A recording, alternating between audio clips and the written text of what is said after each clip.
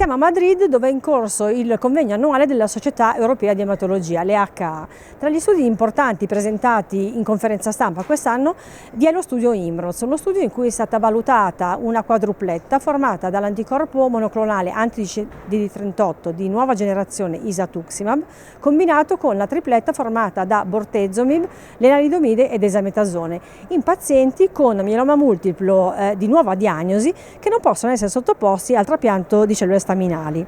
Isatuximab è un anticorpo monoclonale frutto della ricerca Sanofi. Noi parliamo dei risultati dello studio IMROZ, della loro importanza e più in generale del programma di sviluppo di Isatuximab e dell'impegno dell'azienda in oncoematologia con Peter Adamson, Global Development Head Oncology di Sanofi. Dr. Adamson, here at the EHA 2024, very important data of the IMROZ study have been presented. IMROZ is a study evaluating the anti-CD38 monoclonal antibody Isatuximab in combination with the triplet, VRD, for patients with multiple myeloma who are not eligible to transplant. Which are the main results of the study and which is the importance of these data for patients with multiple myeloma, healthcare professionals, and for Sanofi as well? Well, thank you for the question. So this study, as you pointed out, it's for patients who are not eligible for transplant. Generally, that means patients over 65 or patients who are frail. That's the largest population of patients with multiple myeloma. This study, which randomized the addition of Isatuximab to VRD, we found the progression-free survival at 5 years was significantly better in patients receiving Isatuximab than those who just received VRD alone. We have not yet reached median survival, but I think one of the pieces of data that is most telling are projected median PFS for patients receiving Isatuximab plus VRD is about 7.5 years. While for patients receiving VRD is 4.5 years. So significant differences, primary endpoint progression-free survival at 5 years has been met.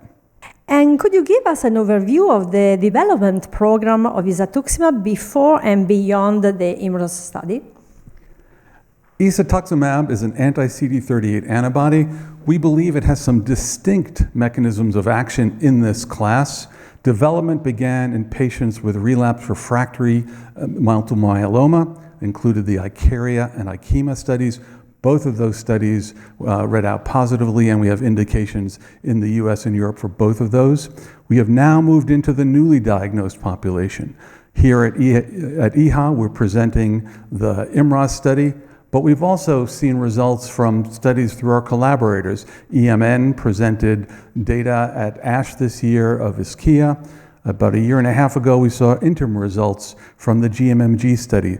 Those were studies for patients who are eligible for transplant. So we are very optimistic about this data. I think a common theme across all these studies has been the depth of response. We are seeing MRD negativity rates that have not been observed in many of these types of studies, and that's showing the potential of Isatuximab. We are moving, in fact, into earlier lines, patients with smoldering multiple myeloma, and importantly, we have a subcutaneous program that's going across all these lines using an on-body device that we believe is quite patient-centric. That data will be emerging soon. Apart from Isatuximab, which are the highlights in your pipeline and which is the commitment of Sanofi in oncoematology?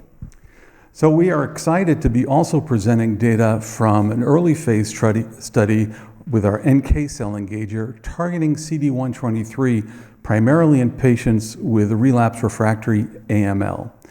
We are focusing in oncohematology on our NK platform. We also have a study with an NK engager against BCMA. But at the meeting and where we'll present tomorrow, we'll have updated data where we're seeing efficacy during dose escalation with this engager in patients with refractory disease.